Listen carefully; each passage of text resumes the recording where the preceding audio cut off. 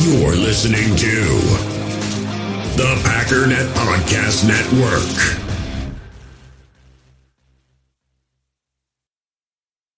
U.S. Cellular has noticed the way we use our phones has gotten ironic.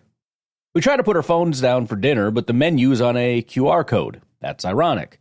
We hit like on social posts that we don't actually like, which is ironic. Which is why U.S. Cellular created Us Mode, to help us reconnect with each other and use our phones less ironically. A phone company wanting people to use their phones less is ironic. Let's find us again with Us Mode from U.S. Cellular. Visit uscellular.com/built-for-us to get started. You're a podcast listener, and this is a podcast ad. Reach great listeners like yourself with podcast advertising from Lips and Ads. Choose from hundreds of top podcasts offering host endorsements, or run a reproduced ad like this one across thousands of shows to reach your target audience with Lips and Ads. Go to lipsandads.com now. That's LIBSYN ads.com. What's up, guys? Welcome into Packers Total Access. My name is Clayton. You can check us out on packernet.com. Find me on Twitter at Packers_access. You can email us, PackersTotalAccess@gmail.com. You can text us 865-658-5824. Join alongside Tim live in Green Bay. We got Emilio in Tennessee. Back to talk A.J. Dillon. And we just spent 10, 15 minutes, it felt like a half hour before we went live here, talking A.J. Dillon in the famous freeze frame on Twitter. Emilio's handle on Twitter is Truckstick, so it is natural that he wants to talk about A.J. Dillon. He is more qualified than anyone to talk about this topic here. Yeah. So before we get into everything, let's just get the you picked up some tickets. You're going to be going to the Baltimore game, right? Yes. Happy 105th birthday to the Green Bay Packers. I decided to get myself a birthday present for the Packers' birthday, and yeah, I'm going to go to the Ravens game, man. It's going to be awesome. That's what I'm talking about, man. That is what I'm talking about. It's preseason. I think would be my cup of tea if it wasn't my busiest time of year. Where you can go up and watch a game and not be stressed out. You know, I don't know about you guys, but when I watch a game, it's a regular season game. Even if I'm in house, I don't drink much, believe it or not. Mandy's like, "You want a beer?" I'm like, I got to stay sober for this. You want a $19 beer? To me, it ain't even about although it's outrageous, no doubt about it. But for me, it's just I'm focused on the game. I'm like, I don't really want to, you know what I mean? The people that spend, I shouldn't say with this, but I'm going to anyway. The people who spend $200-$300 on a ticket and then just not even remember the game because they're so drunk, I don't understand that. Yeah, me no get that. Yeah, so, right. But nonetheless, everybody fans how they want to fan. And I've seen Clayton watch a game in person. He's got the headset on. He pushes it back when Mandy's talking to him. He said, "What's up, man?" He puts it back on, calling the play. He's screaming at the field, 12 personnel, 12 personnel. He's got his cards up. Mandy comes in and is like, "Hey, you want burgers or hot dogs?" And I go, "Whatever you want, honey. It don't matter to me." Make sure people aren't watching. We got 11. Lincoln, let's go. Lincoln, let's go. I'm actually looking forward to this. This is going to be my first time going to a game at Lambeau, not sitting in the lower bowl. I actually got some different tickets this time. Nice. That's what I'm talking about. A little different perspective, so it'll be fun.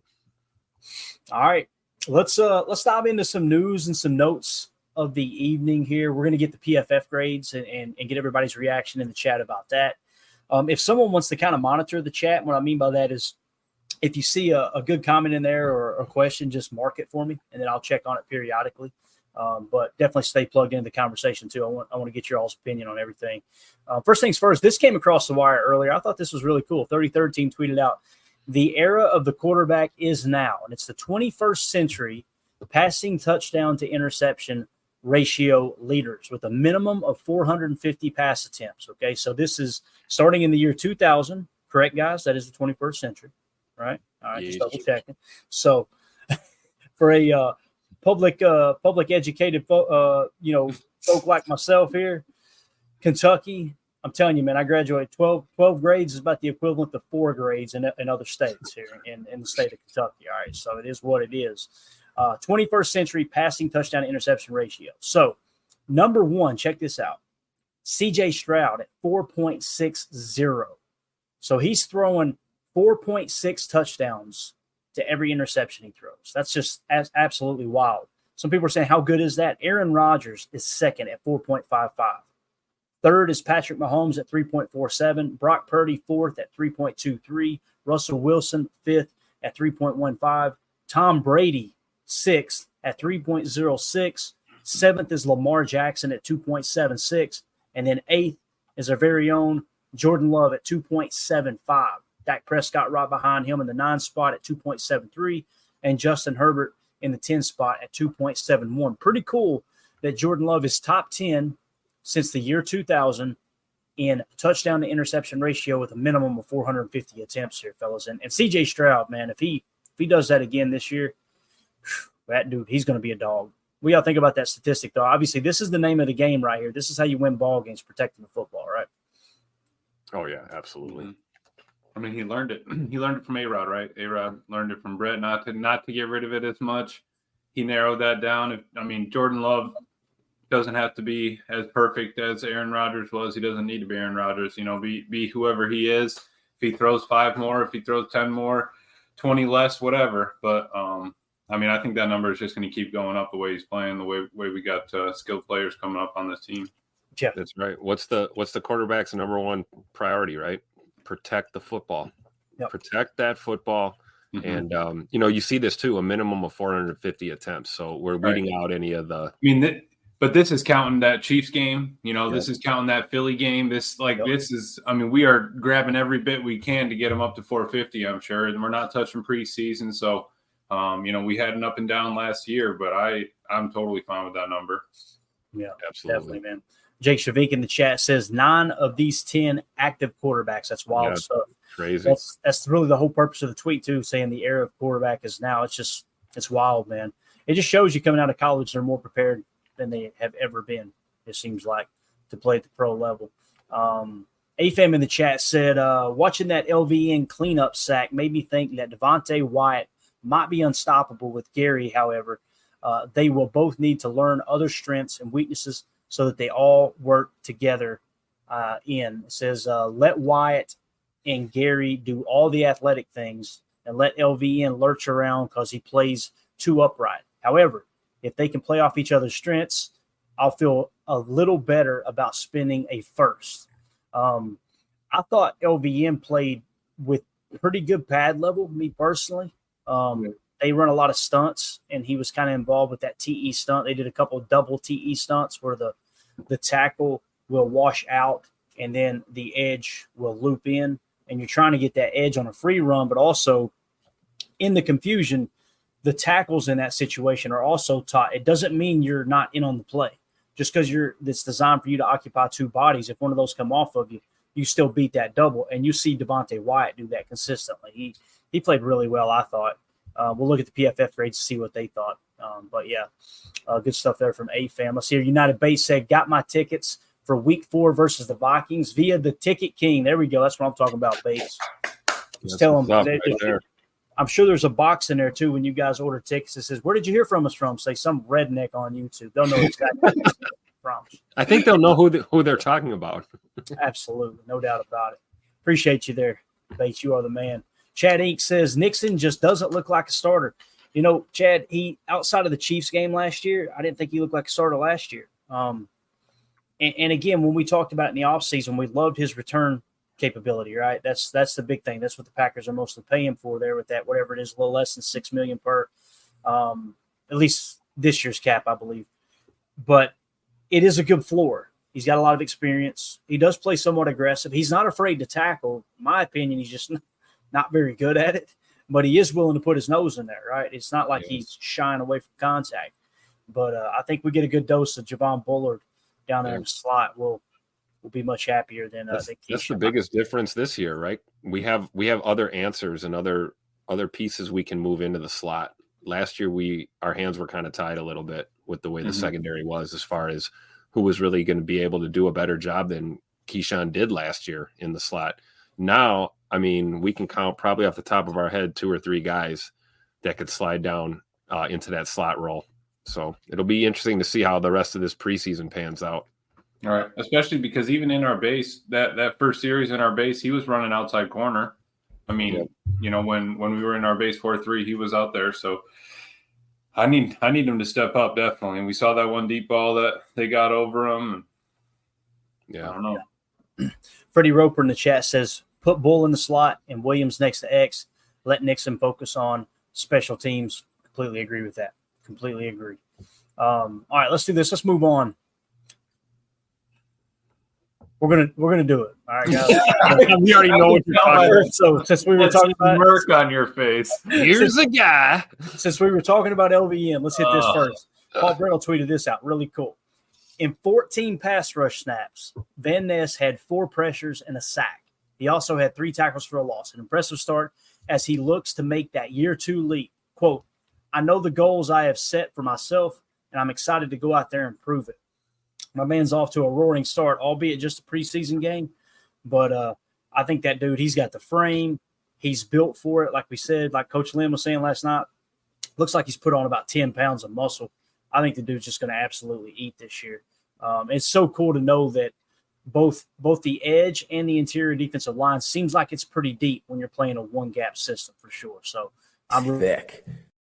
He's thicker than a bowl of oatmeal. There's no two ways about it. Like I said, we're going to get to the PFF grades. We'll see what LVN scored out, okay?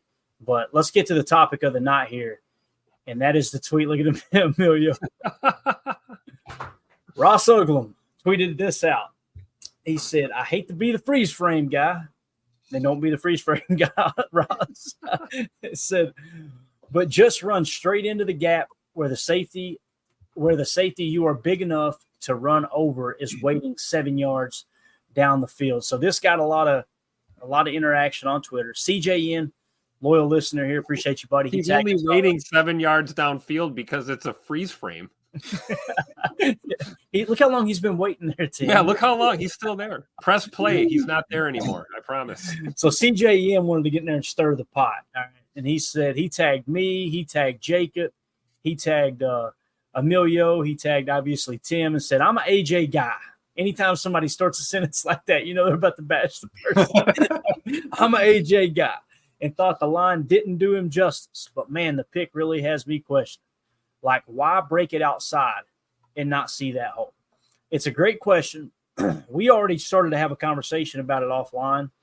I don't think we're going to get anywhere in convincing each other anything, other than what we already believe. But let's pull it up here, this freeze frame, this famous freeze frame here. Let's see if I can actually go full screen. It might. I guess it helps. No, it don't help, does it? It doesn't do the damn thing. All right, so we'll do the best we can here, okay, with the freeze frame that we got. So what Ross Uglum is obviously talking about, he's talking about this gap right here. This is the exact play that I was talking about where I said the line didn't do him any favors, kind of like what CJM was saying here. But you got to be able to see that and hit that gap. Now, I understand Emilio's point when you watch it in real time. That it's not like that gap stayed open the entire duration of the play. My biggest problem is this. They had motion that came across, right, Emilio? That's this guy right here. But also you had this tight end right here was actually on this side of the line, and he sifted over. Yep. Now notice the offensive line. Everybody is blocking left. You see this, right? Everybody is blocking left. So this is what you call slice, split flow, or split zone. Okay, so what it's designed to do is you're trying to steal a hat and leaving this edge as a free runner. He thinks he's a free runner until the tight end over here sifts over, because you don't need the tight end on the run block game because it's supposed to be an inside zone run. That's how I'm reading it. I could be wrong. The way AJ kind of reads this, and like Emilio pointed out, Clifford looks really, really weird handing the ball off. It's almost like AJ wasn't where Clifford expected him to be. And then the fact that AJ is trying to bounce this thing outside when we're running split flow and everyone's blocking left, to me it seems like AJ was off on what his assignment was. I could be completely wrong there. Nonetheless, when crap hits the fan, there's a gap right here. Just hit the damn thing.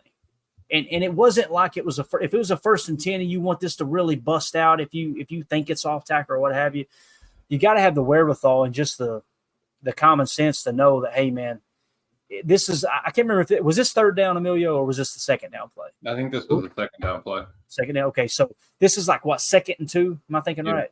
So it's like 2nd and 2, something like that. And he got stuffed here. So on a 2nd and 2 play, like just pick up the 1st down. That's me personally. Emilio, sir, you have the floor. All right. So when I was watching it, what I saw was I see the gap. I 100% do. Obviously, I would love for him to just, run downhill, quick little hurdle and split it. But when I was watching it, that gap is open for a split second right now, and it's closed immediately after and before this frame. And like you were saying, when Clifford spins around to go fake it to, I think it was Melton or DeBose on that speed sweep, he went to fake it to him. And then as he pivoted around, AJ had taken a sidestep outwards, almost as if it was kind of like a, bait the misdirection. He went side with the motion of the wide receiver that came across, and then, misdirection it back to the even side of the line. I do see split flow, but you could also maybe it was a misdirection lead, and we have, all right, let's wash the whole line down, wash everybody left, and then we have the U coming across. AJ takes a step over, make the linebackers bite, and then go. I think that he was trying to follow something like that, and it was tough. I liked what Deadfish said here early. He was leaving notes, said he watched the game and think that people were too hard on AJ. The first touchdown drive, the O-line he had was Walker, Jenkins, Myers, Ryan, and Dillard.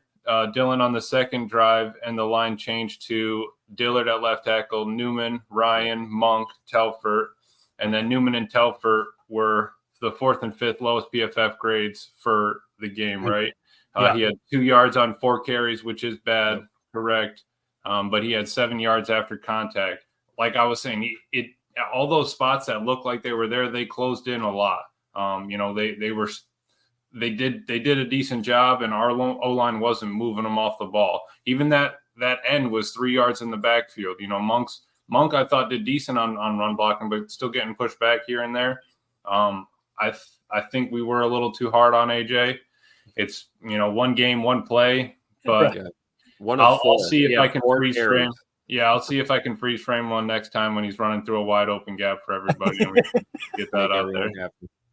That's a really great point that Fish brought up too about the line switching. Like, just think about that from a running back's perspective. You just run a series, your first series of the year in any kind of real game scenario, and you got your ones are out there. You got pretty much what our ones were at least going to be yesterday, right?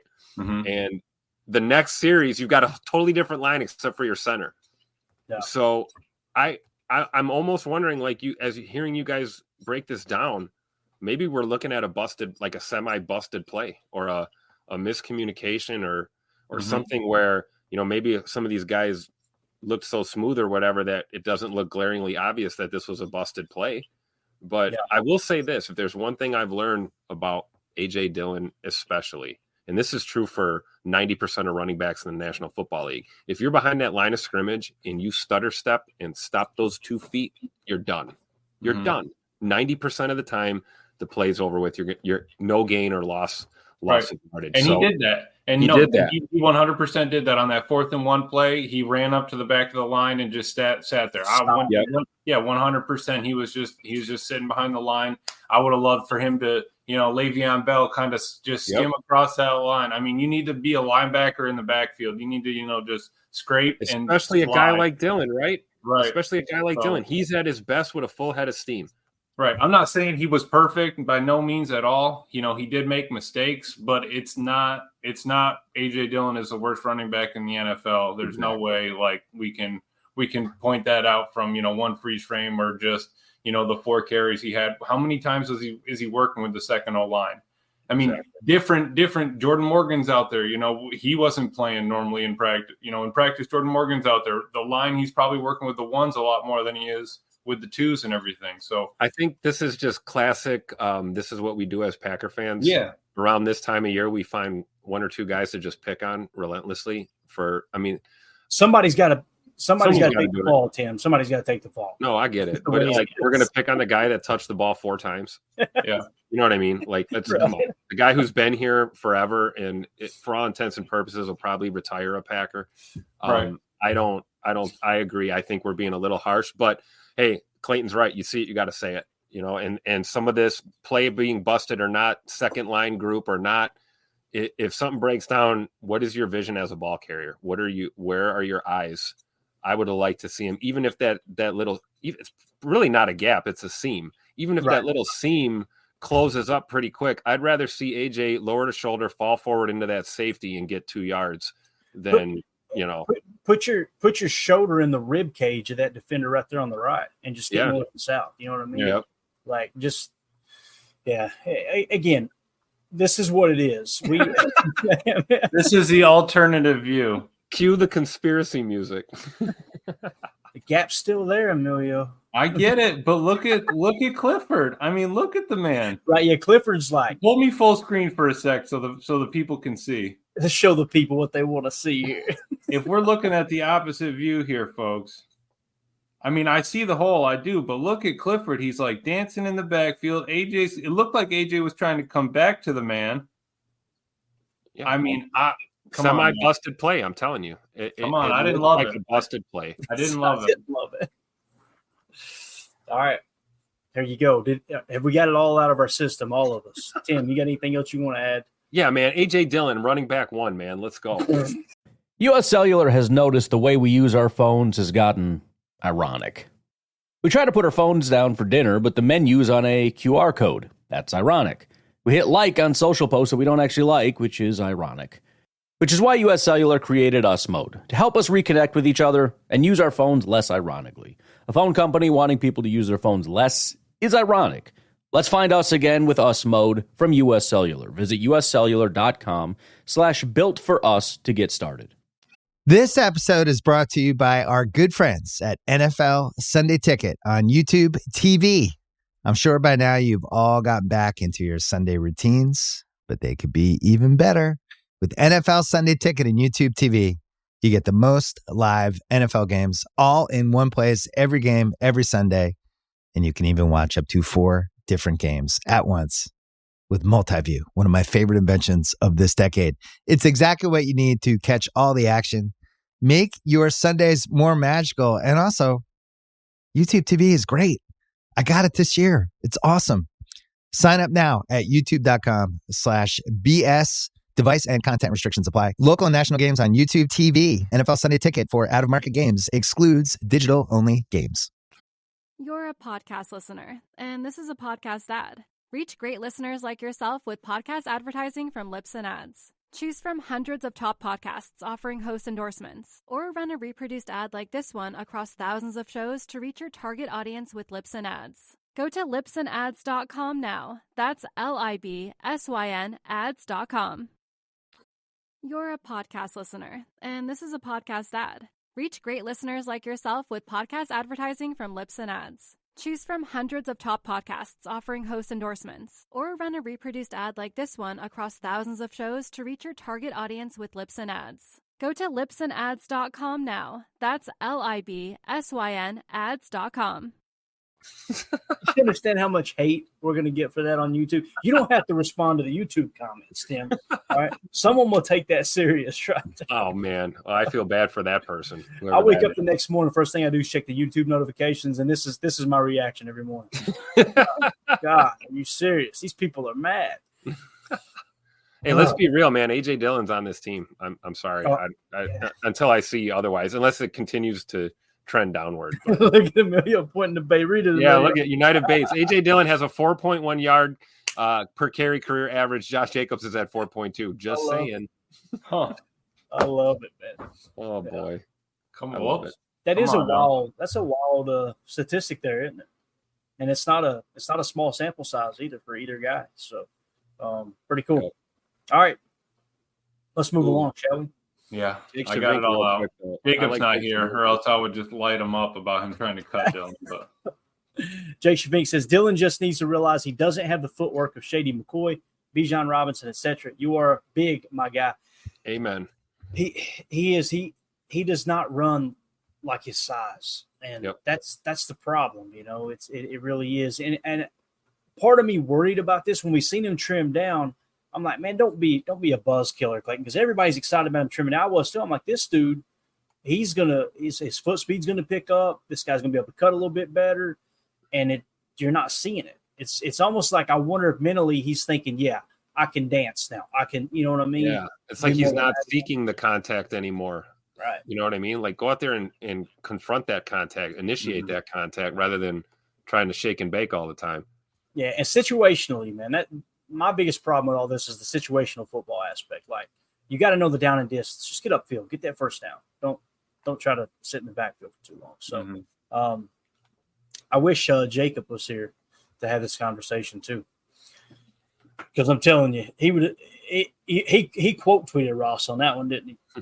Did he? Yeah, he was like, "Oh, this is all I needed right here." Unbelievable. Yeah, I bet he's watching right now. Yeah, just he's sitting at dinner right now watching. Yeah, getting a tally of what he's going to say back. All right, let's hit on playtime real quick. It's going to be kind of hard to read. I'm going to try to give everybody an idea of what we're looking at here. So this is playtime percentage from the game last night. Jacob Monk seen the most snaps on offense, 61 snaps. They've got him listed at center. I'm assuming he only played center. Maybe he played guard too, but 95% of the offensive snaps, Monk took. So, yeah, he was on guard on that run play, Clayton. Yeah, that's what I was thinking. So they've got him listed as center. Maybe they got their actual position listed, but they didn't specify where they played the snaps. You know what I'm saying? But nonetheless, 61 snaps. It's a lot of snaps. The closest one to him was Sean Ryan with 75% of the snaps at 48. Bo Melton got 39 snaps, 61% of the 61% of the snaps there. Malik Heath, 38 snaps. Kadeem Telford, 38. Royce Newman, 38. Sean Clifford, 38. Joel Wilson, 37. Andre Dillard, 36. Ben Sims, 33. Grant DeBose, 31. Dog. Caleb Jones, 30. Lasita Smith, 28. Michael Pratt, 23. Eric Wilson, 23. Emmanuel Wilson, 22. I'm sorry, 22. Dog. And Emmanuel Wilson, 22. And then Samori Torre, 20. Luke Tenuta, 16. And it kind of tapers off from there. The one Whoa. It tapers off. Julian Hicks, 16. Travis Glover, 16. Come on now. Even this Travis, I'm going to buy you a Travis Glover. I'm going to get a discount one though. So when he's playing for another team, that's fine. I'll take a Georgia State one. Oh man, Travis Glover, yes, 16 snaps. John Wayne, I'm just kidding. What is that? Who is that? Who's this Wayne cat we're looking at here? What's his first name? Couldn't tell you. Nobody knows. Where's Zane Anderson? Zane Anderson. We're going to get the defense here in a second, Tim. You better calm down, Tim. I'm just saying there's people in the fan base that are convinced that Zane Anderson doesn't exist. I just wanted to see if he actually showed up on this. How about Dontavian Wicks? One snap. 65 yards. One snap, one target, one tutter. Let's go. Absolutely. All right, let's move over to the defensive side of the ball. Corey Ballantyne. Did he lead the way here? Tied. Yeah, I guess so. Yeah, because that's the Browns on the right there. So, yeah, Corey Ballantyne with 23 snaps. Lucas Van Ness, 23. Eric Wilson, 22. Eric, is there two? Emmanuel. It's Evan Williams. Evan. That's right. Evan Wilson. And I'm sorry. Hold on. Go ahead. Eric Wilson. Yeah, Eric Wilson, and who's the other E. Wilson? Trying to see. Holy cow, we got 3 Wilsons on this team. I tell you, I don't know why Goody does this damn to us. I swear, unbelievable. I'm seeing an Eric Wilson on the PFF grades. Hey, think player, not name. I'm thinking that might be a typo. I could be wrong though. But anyway, Zane Anderson, 20 snaps. There you go, Tim. Javon Bullard, 20 snaps. Carl Brooks, 20 snaps. Aaron Mosby, 19. Kobe Wooden, 19. Esther, 19. Jonathan Ford, 17. Kingsley Enagbare, 17. Wage, 16. Tyler Coyle, 14. Young, 14. Christian Young, 14. TJ Slayton, 12. Eric Stokes, 12. Keyshawn Nixon, 12. And then, of course, it tapers off from there. So Kenny Clark only seen, 4 snaps. Rashawn Gary, Preston Smith, they all just seen 4 snaps there. So there are your defensive snaps. Is any of that, we can go back to the offense too here, fellas, any of that catch you off guard, surprise you in that regard? I thought it was cool that they did give Corey Ballantyne a lot of snaps, although I don't think he had a very good game if I remember correctly, but wasn't horrible though. No, I'm happy that they were spacing it out. Look at the Browns. I mean, we played another 10 people basically. Yep. Not so they take their top 6 starters out. They basically were playing their second stringers the whole game. So I'm happy, how our team was playing moving forward. And with the special team snaps too, notice the name down there, Catano Ladapo. He had 9 special team snaps, so he didn't play anything on defense. But pretty cool that they were getting him out there and testing that toe a little bit, right? Mm-hmm. So he played 45% of the special team snaps. That's good news in my opinion. Yeah. So there you go. That's your snap count. Now let's move on to PFF grades, and let's kind of dive into that a bit. Let's go to the team grades first. Team grades. This is throughout the entire NFL up to this point earlier today around noon. Okay, the Packers are the 3rd highest graded overall team in the NFL preseason so far this year. Chicago Bears are number 1 at 83.7. Jacksonville Jaguars are second at 82.4. Then the Green Bay Packers at 78.5. So offensive grade, 76.1. Passer grade, 89.1 for the Green Bay Packers. Pass blocking, 71.3. Receiving, 67.7. Running grade, 64.5. Run blocking, 66.4. On the defensive side of the ball, 70.9. Run defense was 63.6. Tackle grade was 51.5. Pass rush grade, 55.2. Coverage grade, 78.1. Special teams grade, 78.9. Anything catch you off guard there? And again, I don't expect the tackling just to magically fix itself. When you draft players you're going for those high-end athletic freaks, you've got to sacrifice something. I think you're sacrificing a little bit of tackling ability and that kind of that hard-nosed football effect. So what sticks out to you here, fellas? No red on that list. That's good. That's a good start compared to some of the grades we saw last year, especially early in the season. And I agree 100%, Clayton, that, it's give and take when you're building a roster. And, whatever your approach is going to be, we know Jeff Hafley wants to play fast, furious, downhill style defense. I can see maybe the tackle grade slipping a little bit, but who knows? It could improve a little and hold steady. That's what I'm looking for. Consistency. Can we stay consistent? Maybe be in the high 50s or above 60 consistently through the year with our tackling grade, and then improving in all these other areas like our run defense, things like that. Of course, I'm fixated on the defensive side of the ball. Offensively, the run blocking, that was pretty good for our Green Bay Packers, right? A 66 grade in the run block. Compared to what we've seen in recent memory, right? Pass block 89.1. We expected that. So I think we're trending in the right direction here as a football team for one preseason game under our belt. Yeah, no, definitely. I'm hoping, Tim, I am hoping that run blocking grade climbs up a little bit, though. I'm not loving it. Yeah. But besides that, I'm happy with, them showing out in the first game. Obviously, it's not all starters. I'm sure that Jordan Love and Tay Wicks had a big thing to do with our passing grade. But besides that, staying at still 89, in the blue, and everybody else is still doing decent. I'm happy that we were protecting, our quarterbacks. That's big. You can't be mad at that as after a first game, right? I don't think those are bad numbers at all. There you go. All right. Let's move on to individual grades. Can we hit one comment real quick before we go? Absolutely, man. Jake Shavink in the chat here seemed like the bad tackling grades were either D linemen or backups. Williams, Stokes, Bullard, King, Walker, McDuffie all did well. So great point there from Jake Shavink. Got it. I was looking at Quay Walker's grade here. Yeah, his tackle grade was a 76.1, not bad.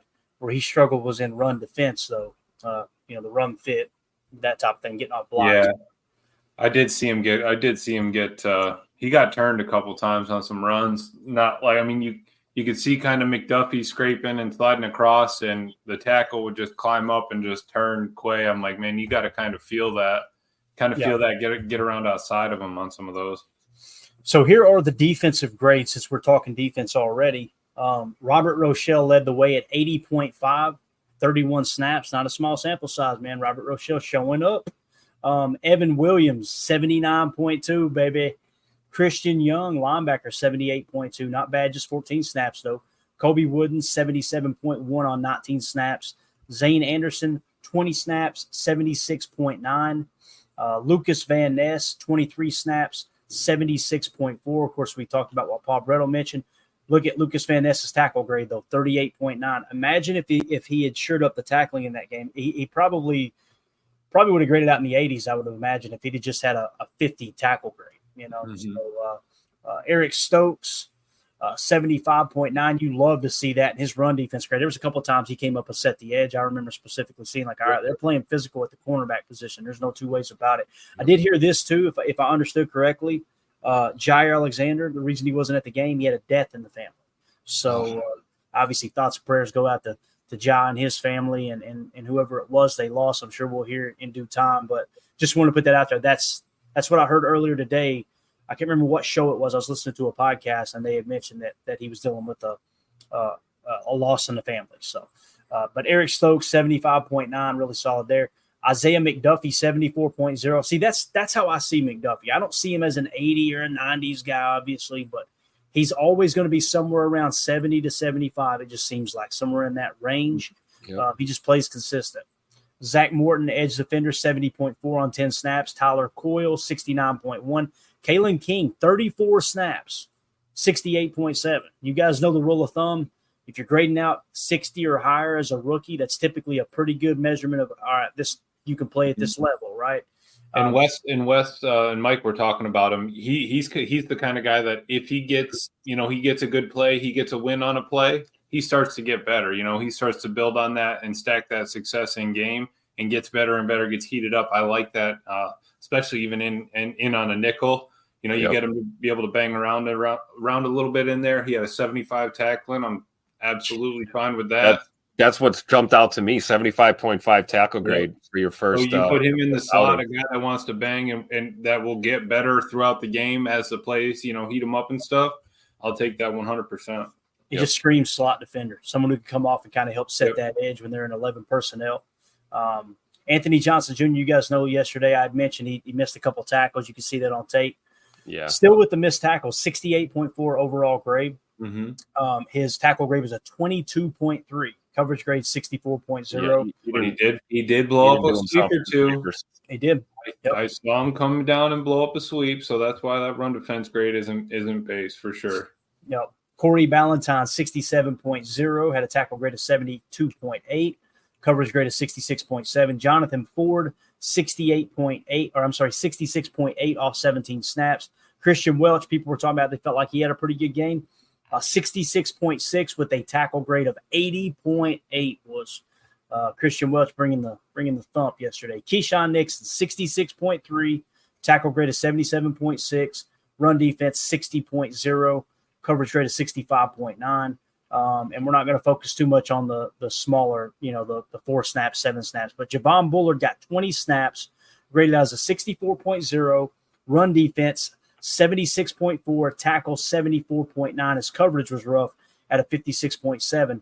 But you could see that doesn't surprise me at all that he was one of the top defenders in run defense, because you could see it all over his college tape, how he played the right half of the player, the right half of the blocker, the opponent. He just has a knack for playing with leverage against the run. And it kind of shows up not only on the tape, but obviously here with the PFF grades. Aaron Mosby, 63.9. Quay Walker, 63.1. Run defense grade, 52.9. That was his knock last year. It's like he hesitates in the run fit. And it's not like he guesses big. It's just he's hesitant. And he gets kind of washed out of the play. Yeah. Tackle grade was good, though, 76.1. Oh, and listen, it was only 8 snaps. But his coverage grade, 77.2. We've seen it last year. We talked about in the offseason. His strength seems to be his cover ability. Yep. And you showed us earlier today, Emilio, you sent us a clip of them playing a little Tampa 2, weren't they? Yep, so, he carried the dude right up the seam. And what I liked, remember we were talking, he was out in space. He was like kind of in La La Land. You're covering nobody but grass. He was running with this guy, running with him. Once he finally broke off to the flag route, then Quay turned his head back around to the quarterback and was like, okay, do I have anyone coming back across? And by that time, that was when Bullard came up and they tried to drop it in the bunker. Bullard almost had that diving pick. But he carried him all the way up through the seam and let him go off the flag. And I love that he does have that ability. I just, like we said, wish he can get out of the wash a little bit more on runs. Yeah, some of the more disappointing grades here. Carl Brooks had 20 snaps, only a 62.2. Kenny Clark only 4. We're not going to talk about it. TJ Slayton had 12 snaps, 52.7. Kingsley Egbare had 17 snaps, 47.0. Brenton Cox Jr., boy, Jacob, no wonder Jacob took the night off. Had 24 snaps, 43.0 PFF grade. So there you go. You guys have the floor. We'll start with you, Tim. What sticks out to you here, man? Robert Rochelle, man. I mean, Robert Rochelle, dude. I'd say what you want about the guy. The guy's got a lot of heart. He took a shot there early in the game, too. Looked like he was going to come out. And he came right back on the field and made a play. I believe it was like a snap or two later, made a play. And, you see a 80.5 grade, 31 snaps. That's a decent sample. This is a guy trying to make this football team. I believe the path is through special teams probably. But he's proven in a pinch that he can play that cornerback position, at least like you always talk about, Clayton, almost like, effectively or consistently maybe. You're not getting the highest output, but maybe he can be like a Zay McDuffie in the secondary and just be, steady Eddie. Maybe he's lower on the depth chart, but when he's on the field, he's not a liability. So Robert Rochelle is a guy that I've last couple of years kind of had a little asterisk next to his name, someone you should kind of keep an eye on. But, my dude of the day, man, other than LVN is Evan Williams for sure. There's a lot to be excited about. It's been a while since we've seen number 33 patrolling the secondary, seeing the 33 on defense. That was a little interesting. But I'll tell you, the way he played yesterday, I feel like he's been here 5 years already. The moment's not too big for him. He doesn't look like a rookie out there. I'm sure there'll be some rookie mistakes and learning curve type of things with him, but this guy's going to play a lot of football for us very quickly. I'm also looking at him kind of like Quay was in his rookie year, where he just came in and was thrown into the fire immediately, sink or swim. I think Evan Williams might get that opportunity this year. Like, go ahead. We're going to put him out there. He's going to get reps, and let's see how he performs. So those were definitely standouts for me, not just because they're at the top of these grade lists, but I do believe that, Evan Williams and Robert Rochelle had good games yesterday for us. So that stands out. And, Kenneth Odumegwu at the bottom of the list there. You scroll down to those atrocious numbers. Believe it or not, that is an improvement for him. I was kind of keeping an eye on him, our international player here from Nigeria in his second year. He looks like a football player now. He didn't quite look like a football player last year. They were still teaching him, some basics and getting him acclimated. But, regardless of the low reps and the low numbers, Odumegwu is improving. And that's good to see, from someone who didn't play football at all until a couple of years ago. So just a guy I'm keeping an eye on the bottom end there. Definitely. If you guys would take a quick second, hit that like button for us so other Packer fans can find this channel and find this content. We appreciate y'all hanging out with us. Go ahead, Emilio. What stood out to you, Buck? Honestly, I was happy with Bullard, and like Tim was saying, Evan. I'm happy when they had him in the nickel look. They brought him down a lot. Looked like a lot of cover one with either Evan or Bullard walked up into like a 4-3 kind of look, and either he's like head up over the tight end on the strong side or something. I like that we're not scared to run X up there, and even vice versa. X came down on a couple where he was in the box, and Bullard and Evan were up top. I'm happy that, Hafley has the trust in them to be able to do all that. I know we watched it on, the tweets and stuff in practice, but seeing it in a game, being able to actually watch them, hey, this is actually working. This is something that could, could actually happen here. And I really was happy with Isaiah McDuffie, man. He doesn't care on run plays. I love that he'll engage, pop, and shed. He'll take on half the O lineman just so that he can break it and get off and get to the run play. I saw that happen 2 or 3 times, and then that's where I'm wishing Quay gets a little better. But hey, man, if Quay is a coverage Mike, and we have a fast middle linebacker that's coverage, and we have a Will or a Sam that always wants to thump, I'm cool with that too. Maybe we look at it a little different way. The Mike doesn't always have to be the gap stuff or all that. And maybe we flip-flop that. But yeah, absolutely. Let's go to the chat real quick. Coach Lynn says that's huge for Oladapo to get those special team snaps. Definitely. United Bates says, are the LVN missed tackles from some of his pressures, though? If that is the case, a lot different than straight up missing a tackle. I don't know how they are calculated. Yeah, I completely agree, Bates, and that's pretty much what they are. It's so tough to see someone win their one-on-one matchup and then just get sidestepped in the backfield. You know, you got to be able to finish. That's what separates the great players from the good players when it comes to pass rush. You know, Aaron Donald, you didn't see him missing tackles, right? You don't see TJ Watt missing tackles, some of those bigger name players. That's the thing about Devontae Wyatt, man. He's a freaking wrecking ball against the pass. I mean, he can get in the backfield and beat double teams. It just always gets sidestepped, you know? And really quickly, let me see here. Can you scroll down just a smidge? Where is my boy Slayton? TJ Slayton? Yeah, 31. 31. There he is. 31. Yeah. All right. I know that his grade wasn't great, but he has been eating up double teams, man. Watching some of the tape, that dude is, does not care to throw his body and sacrifice it. If that's what he's going to do, but he's out there with the starters, right? He was out there with Kenny Clark on the first rep. So I think he's on this team. We just got to hope that those numbers get up a little bit, but he's a big man covering two gaps sometimes. So I like it. Yeah. And they played a lot of one tech yesterday. Yeah. If we have time, we're probably not going to have time. A lot of guard over three, or tackle over into like a 3 or 4 tech. And like TJ's sitting on the one gap or like the zero gap, kind of head up or right over the shoulder of the center and trying to push the guard, always taking 2 kind of thing. Yeah, definitely. So again, the big thing that we seen yesterday, Evan Williams is the main thing that sticks out to me. This dude, it's a preseason game, but if we see this again next week and then the week after that, he might beat Bullard out for that safety spot. And by default, Bullard might kick into that slot. It becomes a position battle there at the slot position between him and Keyshawn Nixon, man, because that's what Evan Williams is doing. That's not normal. That's not average. Well, like I'm saying, when they're in that nickel and they walk them down, I guess that's where we could have our 3 safeties. If it's Evan and Bullard, walks down, or Bullard goes to nickel, and maybe we have another safety in there. That's why I think Keyshawn might be safe for a little bit, because when we do walk him down in that nickel, we still need somebody to take that nickel spot. Right. So I think Keyshawn does have a little bit of time, but if that takes off, if Oladapo takes off, then you don't know what could happen. But I do like that they've been walking him down in that. Yeah. So for me, Evan Williams, you got to give him every opportunity to win that spot alongside. Forget where they were drafted. If he's the better safety than Javon Bullard, start Evan Williams. But again, right. I think Bullard's going to be fighting for that slot spot, or at least some significant snaps there. The other thing, McDuffie, keep it up, dude.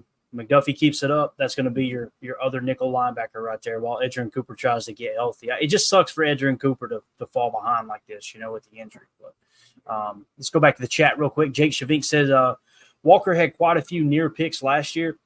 His instincts there are progressing well. There's no doubt about it, man. Coverage is his strength, and I never would have thought that watching his tape coming out of Georgia. Yeah. You would think he'd just be a run-stuffing machine, the way he played so aggressive against the run. But it seems like he's translated well in pass coverage, at least at the next level. United Bates says, I think Stokes' grades are a good sign.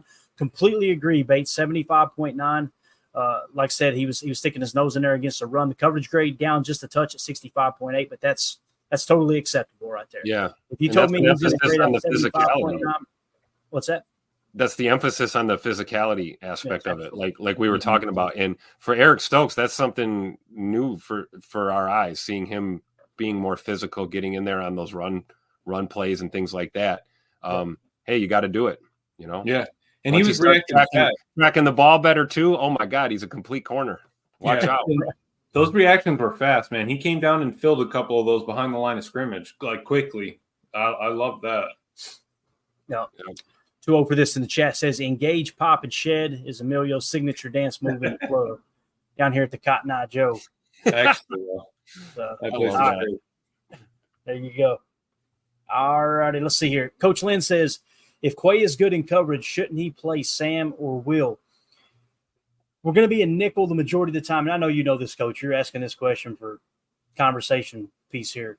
We're going to be a nickel 4-2-5 the majority of the time. Typically, the mock covers the tight end in a nickel 2-4-5. So your Will is more of the guy that's going to be on the running back. And occasionally there'll be some shifts and some motion and things will shift around a little bit. But typically when you go nickel 4-2-5, the mock is predominantly the guy covering the seam, covering the tight end. And the will is more of the freelancer, if you will. If the T stays in and blocks, okay, he can go look for work, or he can go green dog and blitz, that type of thing. Yeah. So, and I saw that, Clay. I did see that when we were in our base 4-3. It was we were looking at the defense from all 22. It was Isaiah McDuffie on the left, Quay in the middle, Eric Wilson on the right, and they were in offset eye, and it was a play action pass. The fullback came across. Isaiah was reading on like a run play a little bit, sat there for a second, realized it was a pass, and came because the fullback stayed. So, I mean, Isaiah was covering, that fullback on that one must have been, and just green dogged it there. And then Quay realized it, got back in coverage and dropped. But like I said, I would be fine with him playing coverage Mike and be done with it, Yeah, definitely. All right. There you go. There's your defensive grades. Let's move on to offense and get that pulled up real quick. Any guesses who balled out on offense, fellas? Just take a wild guess. Who's the one you think's going to stick out to you here? Emmanuel Wilson. I was going to say you're not allowed to say Wicks. You're not allowed to say Jordan. All right. So you're saying Emmanuel Wilson. What about you? Wilson and Grant DeBose. Emilio, what about you, man? For special teams? Offense. Oh, I'm sorry. What do you think stood out?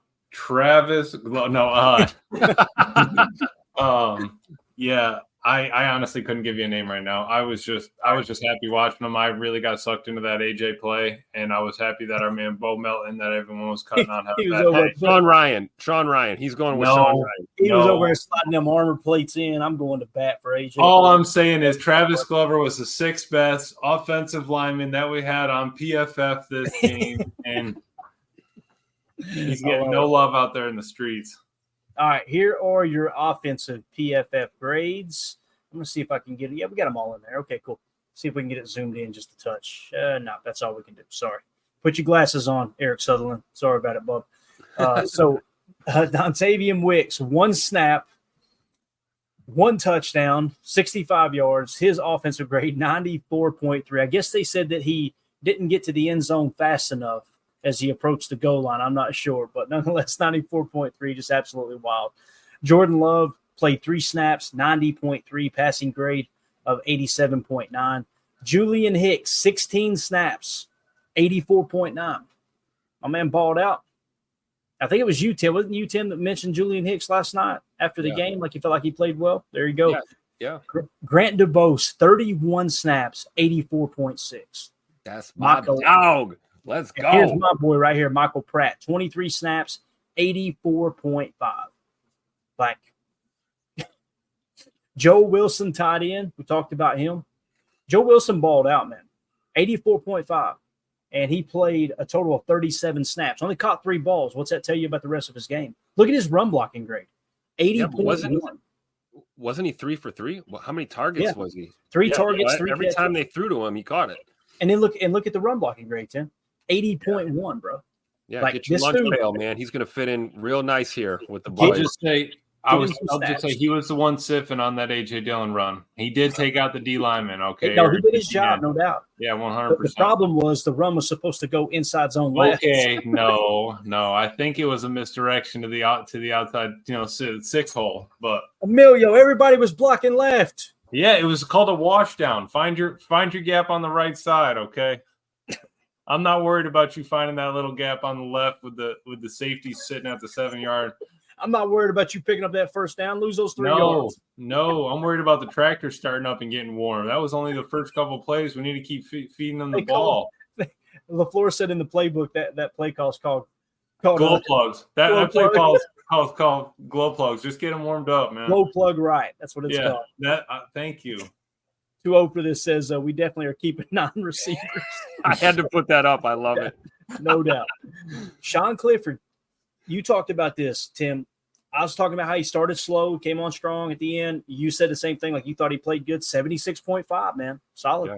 Yeah. Solid there. You can see him responding to basically it's just him continuing to develop. He's our backup. I'm sorry to say. He is our second string quarterback. I don't know what else to tell people. Yeah. and Pratt looked good too, though. I mean, but Sean Clifford didn't hurt himself at all yesterday with yesterday's performance. If anything, he showed a lot of what Jay Love showed last year, which is making mistakes and then learning from them and progressing forward. So, like you said, slow start, but man, he turned it up there, closing out that first half. That was pretty impressive. Played smart football. Didn't make a lot of mistakes. And we know he can throw the ball, man. The guy's got some zip on some of those passes, man. So the arm strength and accuracy, those things, I'm not worried about that with him. I think it's more of just understanding and diagnosing these plays, So I think Cliff looked good for sure. Yeah, Jake Shavink said Eagles are looking for wide receiver depth. Well, let's sign Alex Magoo back and trade him. How about that? Yeah. Send him right over there. Pull the old Madden trickaroo there, right? Sign a free agent nobody's interested in. Oh, that's right. Magoo's a receiver. All right. Let's see here. Yeah, I like this. Jake Shavink, just to clarify here. You want Grant DeBose? Cool. Give me Jalen Carter. You got yourself a deal. All right. Also on offense here, Josh Jacobs just 3 snaps, not really worried about. Luke Tenuta had 16 snaps, 68.9. Okay, pass blocking was 77.4, run blocking 65.3. That sure seemed better than Andre Dillon. I guess it was better than Andre Dillon. We'll get to it in a second. Here's your boy Emmanuel Wilson, 22 snaps, 68.8. Pass blocking grade 74.4, running grade is 68.7. And the passing game is really where his overall took a hit there, Tim. They gave him a 54.0, so I didn't key in on in the passing game. Obviously, he did decent pass blocking, so he must have screwed something up in the passing game. I don't know if he had a drop or not or what have you, but running the ball looked pretty good. Sean Ryan, 48 snaps, 66.7, had a 78.2 pass blocking grade and a 62.7 run blocking grade. He should have got a 100 grade for dragging Emmanuel Wilson hanging off his jersey there for the first down. You know what I'm saying? By the way, that tweet just ran. It's like up to almost 200,000 views or something. Don't let that G next to his name fool you either. He played a lot of center. Yesterday this game. Okay. And again, made me look stupid for talking about how bad he looked at center during practice. And then he played pretty well. So shout out to Sean Ryan, Nacho Libre. So we were all bashing Andre Dillard last night, right? You guys remember the chat was all over him, all that stuff. He had 36 snaps. His grade was a 65.3. Pass blocking grade, 88.3. Run blocking grade, 61.3. What really drove his overall grade down was that one penalty. And again, that'll do it to you, right? That's what I love about PFF. They really penalize you for the penalties for sure. Messiah Swinson, 65.0, only 11 snaps. Samori Torres, 65.0. Lasita Smith, 64.5. Jacob Monk, 63.9. And Jacob Monk's pass blocking grade, 33.4. Run blocking grade, 68.7. So according to PFF, and again, it isn't everything, not a good day at the office there for Jacob Monk, although he did grade out above a 60. Marshawn Lloyd, 62.7. He played 14 snaps. I didn't realize he played that many snaps. And his pass blocking was really bad, 30.0 looks like. So Jarvion Howard, 62.2. Malik Heath, we talked about him having a rough day at the office, 61.0. They agreed. Travis Glover, Emilio, 60.6. Come on now. Grade, 73.3. Run blocking grade, 57.1. You have the floor, Emilio. I'm just saying, where's Telford on this list? Oh, wait.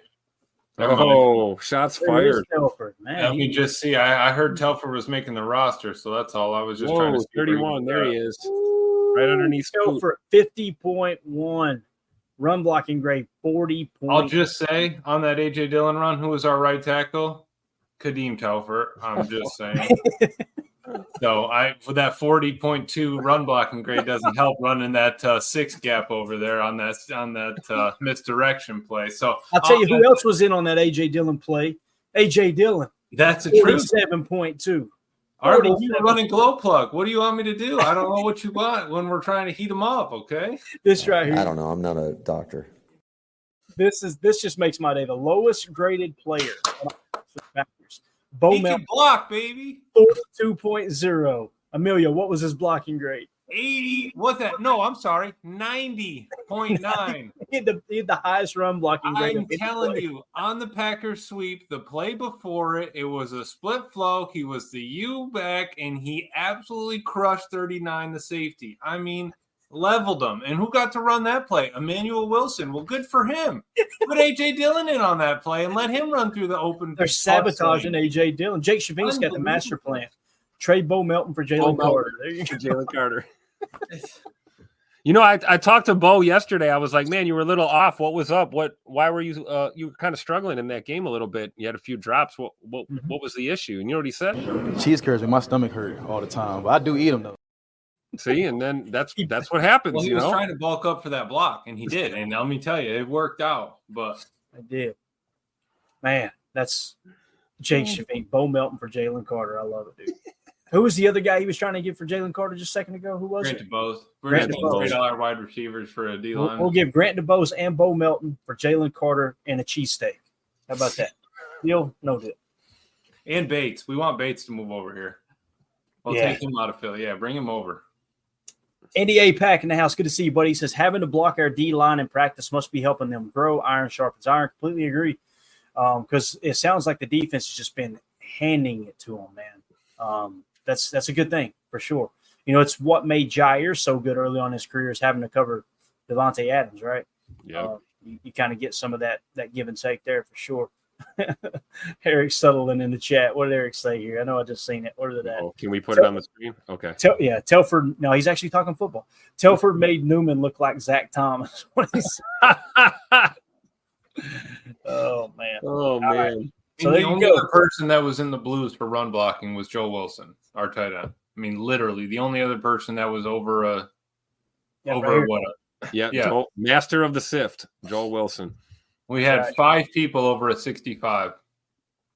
That's wild. That's it. Bo Melton, 90. That's something we got to work on. That's all I'm saying. I agree. Joe Wilson, though, that's when you're talking about the bottom of the roster, he's the guy that's Robert Rochelle already have a spot etched in on the practice squad. On that 16, we might as well already count them 2 on there, I think. Now the question is, when you get into game 2, do you taper back their snaps?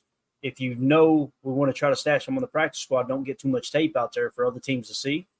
Or do you say, hey, let's go full steam ahead and see if they make the roster, right? With Joel Wilson, probably. But I think if you go back to last year, I think there's enough Robert Rochelle tape out there. I think, we may not be able to necessarily hide him.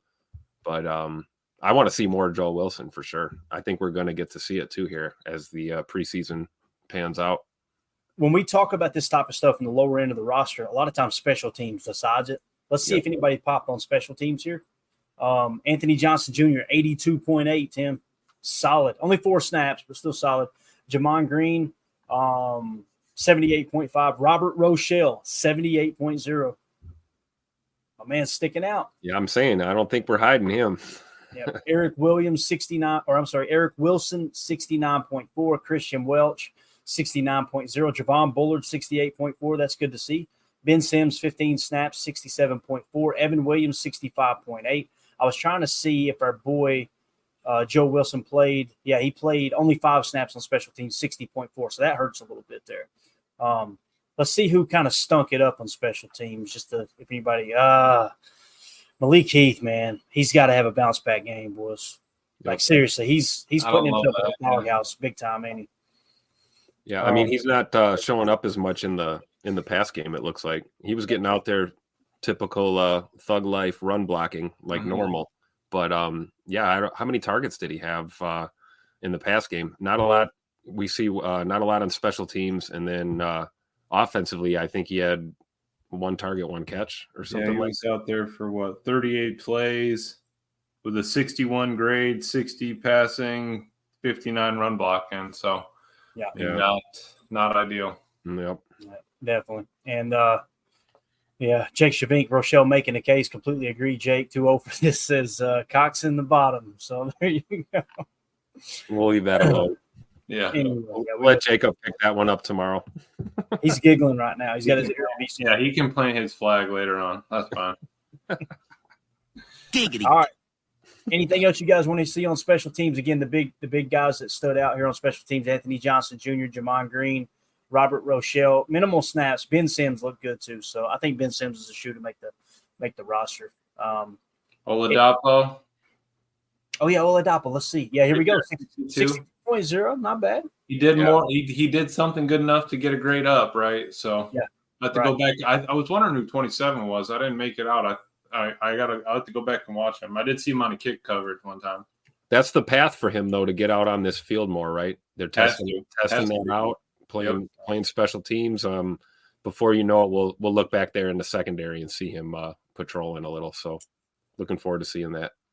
All right, there you go. There are your PFF grades. We are an hour and 2 minutes in, fellas. If y'all would, hit that like button for us real quick. Help other Packer fans find this channel, find this content. When you hit like, when you hit sub, all that good stuff, it boosts the algorithm and really shoots us up the list there to put us on more Packer fan home screens, if you will. But the channel is just absolutely blowing up right now. The Patreon group's growing like a weed. Got a really cool thing going right now. We appreciate everybody supporting the show for sure. Tim, parting thoughts, bud?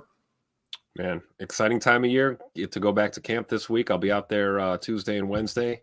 Looking forward to another game this weekend. And it's exciting. The journey has begun. We're in the early stages between now and February when we bring Lombardi home. So a lot to be hype about. Young team with the right direction. I think the overall thing that we gather from a lot of this conversation we had today is that, like we anticipated, the Packers picked up where they left off last year. They finished the year strong and hot, and a little bit of a stumble there against the Niners, but certainly surprised a lot of people. And the Packers aren't hiding from the NFL now. Everyone knows that we're the real deal and a force to be reckoned with. And I'm just looking forward for the ride all the way to pick up Lombardi and bring them back here to Titletown, man. Yep. What about you, Emilio? Anything, bud? I don't know if I can follow that up. Tim is a man of great words, man. We got a team here. We got 2 more games to make. You make your spot up on these next 2 games. I'm happy with Anders. I'm happy that he banged all his shots, and I'm happy that the defense played well. We got to win. Obviously it's preseason, but it's going to help them get them out there as much as they can. Figure out what we need to know, because cutdowns are when. Let's see. I believe cutdowns are the 26th or the 27th. By 4 p.m. And then I believe it's the 27th by 4 p.m. And then the 28th, we have to have that practice squad roster ready to roll. So, there's really not a lot of time. If we look at it now, it's the 11th today. So we've got, 1-2 weeks and some change before we need to make this decision. You got 2 games to make up for it and a few practices, man. If you want to be on this team or part of that practice squad, it's time to play. Yeah, that's right. Definitely. All right.